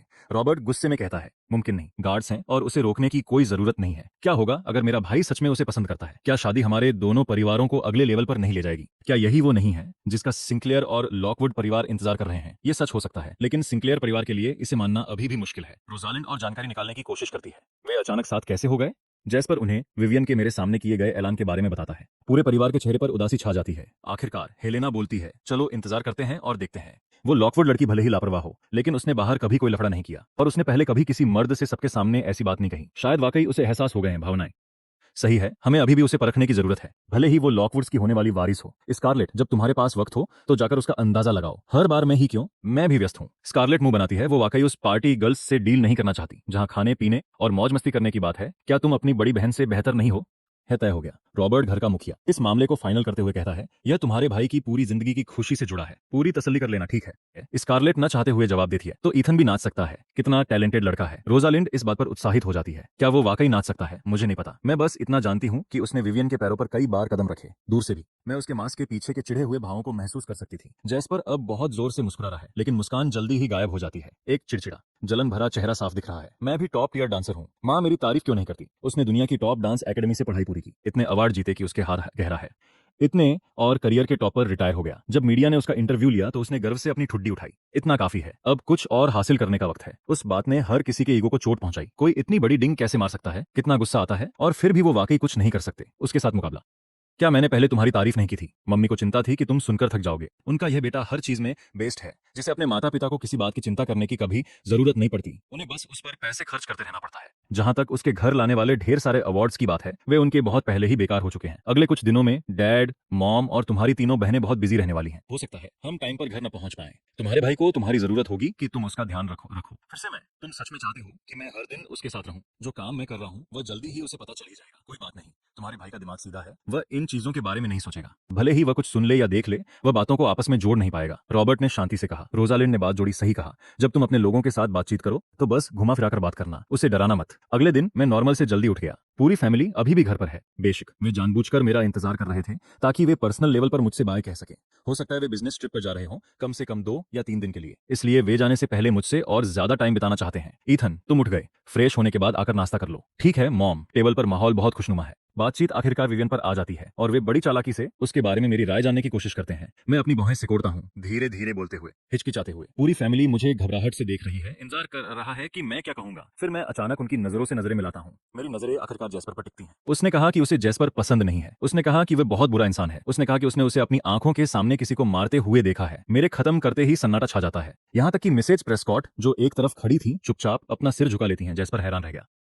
लानत है उस पर जो इस तरह उस पर कीचड़ उछालने की हिम्मत करती है। रुको, दरअसल यह बदनामी तो नहीं है, लेकिन उसने उसे कब किसी को मारते हुए देख लिया? नामुमकिन। वह शायद ही कभी खुद काम संभालता है। बाकी सिंक्लेयर फैमिली एक दूसरे को देखती है। यह नहीं पता कि इस सच्चाई को कैसे समझाएं। इसे मानने से उनके बेटे की नजर में उनकी इमेज खराब हो जाएगी और मैं डर जाऊंगा। इसे मना करने का मतलब मुझसे झूठ बोलना है। सच में सिर दर्द हो गया। वह लॉकवुड लड़की वाकई नहीं जानती कि क्या करना है। कौन सगाई करता है? क्या कोई जोड़ा पहली मुलाकात में ऐसे विषयों पर बात करता है? Dad, mom, Helena, Jasmine, Scarlett, Jasper, क्या जो उसने कहा वह सच है? उन्हें चुप देकर मैं मन ही मन मुस्कुराता हूँ और जानबूझकर हर एक का नाम लेता हूँ। वे फिर से एक दूसरे को देखते हैं, फिर सभी जैस्पर की तरफ मुड़ते हैं, उसे इशारा करते हुए कि वही सीधे तौर पर शामिल है तो वही खुद को समझाए। फैमिली से इशारा मिलने पर जैस्पर टेबल पर हाथ मारता है और अचानक खड़ा हो जाता है। ये सब झूठ और अफवाहें हैं। मुझे यकीन नहीं हो रहा कि 3 साल अलग रहने के बाद उसने मुझे ऐसे बदनाम किया। दमदार और जोरदार आवाज में उसके शब्दों ने पूरी फैमिली को चौंका दिया। ईथन, उसकी बकवास मत सुनो। शायद इन 3 सालों में वह मेंटल हॉस्पिटल में रही है। उसकी किसी भी बात को सीरियसली नहीं लिया जा सकता। मैं धीरे से सिर हिलाता हूँ, पर मुझे मानना पड़ेगा। विवियन ने एक बात तो सही कही, जैस्पर वाकई थोड़ा क्रूर है। तो जैस्पर ने सच में किसी का खून किया है और विवियन को इसका पता चल गया। फिर मैं उसे बड़े आराम से अपनी कॉलर ठीक करते, शांति से वापस बैठते और धीमी प्यार भरी आवाज में कहते देखता हूँ, जब तक तुम समझ गई हो। ईथन, चलो खाना जारी रखते हैं। ऐसे परिवार जहाँ सब राज छुपाए बैठे हों, वो इस तरह शांति से नाश्ता खत्म करते हैं। लॉकवुड घर में वे लोग भी नाश्ता कर रहे हैं। लियोनार्ड लॉकवुड, परिवार के मुखिया, विवियन की हर एक हरकत बर्दाश्त नहीं कर पाते। बस वो टेबल पलटने ही वाले थे और उसे यहाँ से बाहर जाकर खाने को कहने वाले थे, पर फिर वो रुक गए। उनकी यह मुसीबत खड़ी करने वाली बेटी 3 साल में एक बार घर आती है तो वो खुद को रोक लेते हैं। बूढ़े आदमी, दिन भर वो सख्त चेहरा मत बनाए रखो, भूख मर जाती है। या क्या मुझे वापस देकर तुम जानबूझकर ऐसा कर रहे हो ताकि मैं खा ना सकूं और भूख से मर जाऊं? एक असली पिता इतना बुरा कैसे हो सकता है? या शायद तुम मेरे सौतेले पिता हो। चूंकि हम दोनों की ही भूख मर रही है, तो क्या लियोनार्ड के कुछ बोलने से पहले ही अभी जाकर डीएनए टेस्ट करवा लें? विवियन उस पर इतने तंज कसती है कि वो लगभग भड़के ही गए थे। तुम बदतमीज लड़की, तुम किसे बूढ़ा आदमी कह रही हो? मैं सिर्फ 40 का हूँ। 40 साल मर्द की जिंदगी का सबसे बेहतरीन समय होता है। समझे कितनी सिरदर्दी है? विवियन की माँ का देहांत कम उम्र में ही हो गया था। उसने उसे अकेले ही पाला, माँ और पिता दोनों बनकर, और इतनी मेहनत से पालने के बाद उसका स्वभाव ऐसा निकला है। शुक्र है कि लॉकवुड परिवार छोटा और सीधा साधा है, सिंक्लेयर परिवार की तरह नहीं, जहाँ सब एक दूसरे के खिलाफ साजिश रचते हैं। वरना वारिस वाली बात तो छोड़ो, विवियन शायद जिंदा भी नहीं बचती। उसकी दूसरी बेटी सेरिना भले ही कमजोर पैदा हुई हो, पर वो अपनी बड़ी बहन से कहीं कम मुसीबत खड़ी करती है और अक्सर विवियन की गलतियों को सुधारने में मदद करती है। वरना विवियन भला इतने बेफिक्र होकर कैसे जी पाती? लियोनार्ड जितना सोचता है उसे उतना ही गुस्सा आता है। तुम बाहर मर क्यों नहीं गई? तुम्हें वापस आकर आंखें क्यों दिखानी थी? यह देखकर कि पिता वाकई गुस्सा होने वाले हैं, विवियन थोड़ा रुकती है और शरारती मुस्कान के साथ कहती है, क्या इसलिए नहीं क्योंकि मुझे पता था कि आप पोता पोती को खिलाने के लिए तरस रहे हैं, इसलिए मैं आपकी ये इच्छा पूरी करने के लिए वापस आ गई। ये सुनकर लियोनार्ड दंग रह गए। उनका चेहरा इतना मजेदार कभी नहीं लगता। मजाक बंद करो। कौन सा शरीफ लड़का तुमसे शादी करेगा? यहाँ तक कि सेरिना जो उनके पास शांति से नाश्ता कर रही थी ऊपर देखती है। उसकी आंखों में शक्का साफ दिखता है। लगता है तुम इतनी महान हो गई हो कि ये सब भूल गई है ना? क्या हमारी सगाई नहीं है? सिंक्लेयर परिवार, उस वादे को निभाने का समय आ गया है ना? क्या तुम आखिरकार होश में आ गई? क्या तुम वही नहीं थी जिसने कसम खाई थी कि तुम उस परिवार में शादी करने के बजाय मरना पसंद करोगी? या फिर तुम कुछ खिचड़ी पका रही हो? लियोनार्ड तीन तीखे सवाल पूछते हैं, हर एक सीधे निशाने पर लगता है। ओल्ड मैन, जमाना बदल गया है, समझे? अब क्या?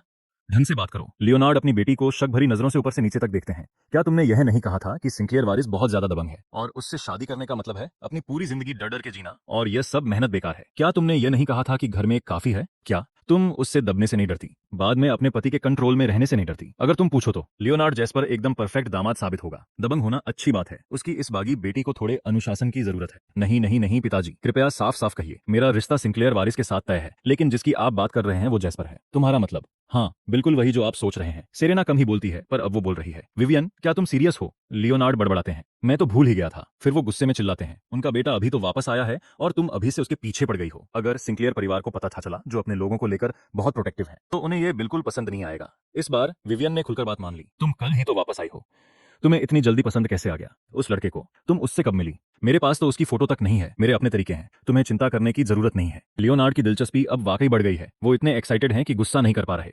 चलो बताओ, असली सिंक्लेयर वारिस कैसा है? सेरेना भी सुनने के लिए पास आ जाती है। वो काफी प्यारा दिखता है, नखरे दिखाना पसंद है उसे, पर कोई बात नहीं, वो एकदम अडोरेबल है। मुझे वो पसंद है, बस इतना ही। हाँ, जो मुझे दिख रहा है उसे पसंद करने में क्या बुराई है? तुम बहुत मतलबी हो। अपने ही पिता की तरफ से दिल दुखाने वाली बात। विवियन अपने पैर पर पैर रखकर बैठ जाती है। तो क्या हमारे दोनों परिवारों के बीच शादी? क्या आप यही नहीं चाहते? मुझे चिंता है, तुम किसी और के बेटे को बर्बाद कर दोगी। अगर वो वाकई में एक प्यारा बच्चा है तो वो तुमसे पिट पिट कर बुरा हाल करवा लेगा। नहीं नहीं नहीं। अरे ओल्ड मैन, एक बात कान खोलकर सुन लीजिए। उसके पीछे सिंक्लेयर परिवार है। क्या मुझे उसे परेशान करने की हिम्मत होगी? कल रात उसने मुझे जो लातें मारी थी उनका दर्द अभी भी हो रहा है। बात तो सही है, लेकिन लियोनार्ड को अभी भी कुछ गड़बड़ लग रही है, इसलिए वो मजाक में उसे चिढ़ाते हैं। मुझे लगता है सेरेना तुमसे ज्यादा भरोसेमंद है और उसे परवाह करना आता है। क्यों ना हम ये शादी उसे सौंप दें? विवियन घबरा जाती है। बिल्कुल नहीं ओल्ड मैन, क्या आप प्लीज जानबूझकर मेरे खिलाफ जाना बंद कर सकते हैं? सेरेना बस मुस्कुराती है और कुछ नहीं कहती। लियोनार्ड ठंडी आ भरते हैं। तुम्हारे खिलाफ जाने का क्या मतलब है मेरा? किसी के काम? पिछले कुछ सालों में मैं तो इसके बारे में बात भी नहीं करना चाहती। खैर तुम इसमें मत पड़ो। बिल्कुल नहीं, ईथन मेरा है, बस इंतजार करो, मैं उसे बातों में फंसाकर इस घर में ले आऊंगी। फिर पेट भर खाना खाकर वो अपनी चॉपस्टिक्स नीचे पटकती है और वहां से तेजी से निकल जाती है। लियोनार्ड अपनी कनपटी मलने लगता है।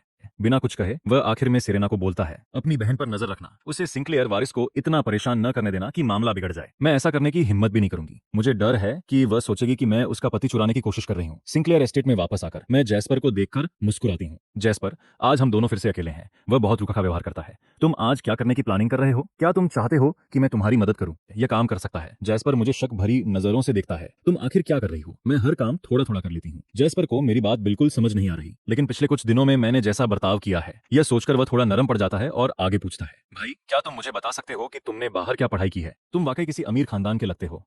खैर, मैंने बहुत सारी अलग अलग चीजें पढ़ी हैं, कह पाना मुश्किल है। जैस्पर नाराज हो जाता है। तुम मुझे टाल रही हो। मैं एक तरफ इशारा करती हूँ। जैस्पर, स्टर्लिंग वहां काफी देर से तुम्हारा इंतजार कर रहा है, लगता है उसे तुमसे कुछ बात करनी है। क्या तुम्हें यकीन है कि तुम चेक नहीं करना चाहते? जैस्पर पीछे मुड़ता है और वाकई उसे स्टर्लिंग दिख जाता है। तुम्हारी नजरें काफी तेज हैं, लेकिन तुम्हें कैसे पता चला कि वह पक्का मुझे ही ढूंढने आया है? अगर तुम नहीं तो और कौन? मैं? वैसे भी मैंने कहा था कि ऐसा लग रहा है। ठीक है। फिर जैस्पर के जाने के बाद मैं अकेले ही इधर उधर घूमती हूँ और नौकरों को रेक्स को ट्रेनिंग देते हुए देखती हूँ। यंग मास्टर, वहां खतरा है, कृपया घेरे के बाहर से ही देखें। मुझे आते देख नौकर जल्दी से मेरे पास आते हैं। मुझे डर नहीं लग रहा। रेक्स के कान बहुत तेज है और वह अपना सिर मेरी तरफ घुमाता है। इसी पल मैं उसे ऐसे हाथ हिलाती हूँ जैसे किसी पालतू कुत्ते को बुला रही हूँ। रेक्स इधर आओ। एक नौकर मुझे साइड से चेतावनी देता है। यंग मास्टर, रेक्स सिर्फ बटलर स्टर्लिंग की बात मानता है। इससे पहले कि वह अपनी बात पूरी कर पाता, रेक्स पूरी रफ्तार से मेरी तरफ झपटता है। काफी गुस्से में दिख रहा है, मानो उसे उकसाया गया हो। वहां मौजूद नौकरों के चेहरे पीले पड़ जाते हैं। वे डर जाते हैं क्योंकि जानते हैं कि रेक्स बहुत खतरनाक है और उन्हें डर है कि वह मुझे चोट पहुंचा देगा। लेकिन अब बहुत देर हो चुकी है। जैसे ही रेक्स मुझ पर झपटने वाला होता है, सबकी जान हलक में आ जाती है। यंग मास्टर, हटो। मैं एक कदम पीछे हटती हूँ, फिर अपना पैर उठाकर उसके सिर पर निशाना साधती हूँ और एक जोरदार लात मारती हूँ। एक किक के साथ मैं उसे जमीन पर दबा देती हूँ। फिर मैं उसे उसकी गर्दन से पकड़कर उठा लेती हूँ, किसी आम कुत्ते को उठाने से बिल्कुल अलग नहीं, सिवाय इसके कि उसका साइज बहुत बड़ा है। इस छोटे से जानवर का मिजाज काफी खराब है। नौकर हैरान रह जाते हैं। यंग मास्टर ने उसे एक ही बार में काबू कर लिया। यंग मास्टर, शायद आपको इसे हमारे हवाले कर देना चाहिए, इसका मिजाज ठीक नहीं लग रहा। नौकर अभी भी डरे हुए हैं कि यह अचानक हिंसक न हो जाए। क्या इत्तेफाक है, मेरा मिजाज भी कुछ खास ठीक नहीं है। वे थोड़े हैरान रह जाते हैं। फिर रेक्स एक हल्की सी आवाज निकालता है। उसकी पुरानी गुस्से वाली आदत का नामो निशान भी नहीं बचता। मैं आराम से उसके फर पर हाथ फिरता हूँ और वह पूरी तरह से कहना मान रहा है। मिसेज प्रेस्कॉट शोर सुनकर वहां पहुंचती हैं और बिल्कुल यही नजारा देखती हैं। रेक्स पहले ही यंग मास्टर ईथन के इतना करीब है। वह अपनी हैरानी को रोकती हैं और तमीज से मुझसे बात करती हैं। यंग मास्टर ईथन, यहाँ खतरा है। यंग मास्टर जैस्पर ने आपसे अपने कमरे में लौटने के लिए कहा है। क्यों? मैं तो बस अभी बाहर आया हूँ और आप देख सकती हैं कि यहाँ सब शांत है। यह रेक्स की वजह से नहीं है। यह सोचते हुए कि जैस्पर अभी स्टर्लिंग के साथ क्या बात कर रहे थे। तो फिर ऐसा क्या हो गया? मिसेज प्रेस्कॉट हिचकिचाती हैं और फिर आखिरकार सच बता देती हैं। एक मेहमान आया है। यंग मास्टर जैस्पर चाहते हैं कि आप लोगों के सामने ना आए। किस तरह का मेहमान? जिससे वह तो मिल सकते हैं, लेकिन मैं नहीं। मेरा चेहरा बिल्कुल पत्थर जैसा है, मेरी आवाज सीधी है। यह मिसेज प्रेस्कॉट को थोड़ा दबाव महसूस कराता है। बेशक आप उनसे मिल सकते हैं, लेकिन वह आदमी थोड़ा खतरनाक है और आपकी सुरक्षा के लिए खतरनाक। अगर खतरनाक है तो उन्हें सिंक्लेयर एस्टेट में आने ही क्यों दिया? वह असल सिंक्लेयर परिवार के करीबी माने जाते हैं और उन्हें यहाँ आने जाने की पूरी आजादी है। अगर मिस्टर और मिसेज सिंक्लेयर भी वहां होते तो भी वे उन्हें जबरदस्ती नहीं रोकते। सिंक्लेयर परिवार का हिस्सा किस तरह का? खून का रिश्ता या काम करने वाला? काम करने वाला, लेकिन मिस्टर सिंक्लेयर का नहीं। वे परिवार के अपने बंदे हैं। मैं असल में जाकर देखना चाहता हूँ कि क्या वह वाकई में काम करने वाला है। इसमें डरने वाली क्या बात है? यंग मास्टर ईथन, यह उतना आसान नहीं है जितना आप ना सोच रहे हैं। आप अभी उन खतरों को नहीं समझ सकते जो इसमें हैं। इसलिए मिसेज प्रेस्कॉट मुझे और समझाने की कोशिश करती हैं, लेकिन देखती हैं कि मैं काउंसिल रूम की तरफ बढ़ चुका हूं। वह मन ही मन सोचती हैं कि कुछ गलत हो रहा है, लेकिन मुझे रोकने के लिए आगे बढ़ने की हिम्मत नहीं करती। आखिरकार मैं ही मालिक हूं। Young master Ethan, young master jasper और मेहमान मीटिंग में हैं। बेहतर होगा कि आप अंदर न जाएं।